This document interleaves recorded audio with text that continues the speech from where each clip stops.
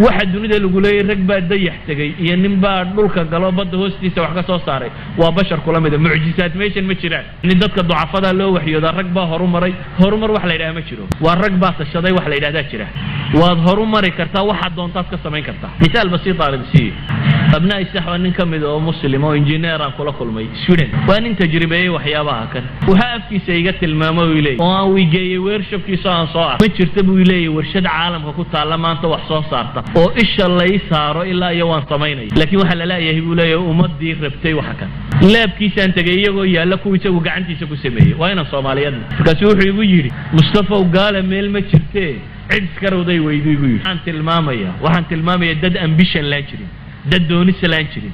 qofka raba waxaan inuu gaadho uu gaadhaya ha dheeraata ha dhawaad waqtigu intuu doonaya ha qaato waad gaadhaysaa waxaad u guntato ilaahay inuu tala saarato rumaysantayna Allah subhanahu wa ta'ala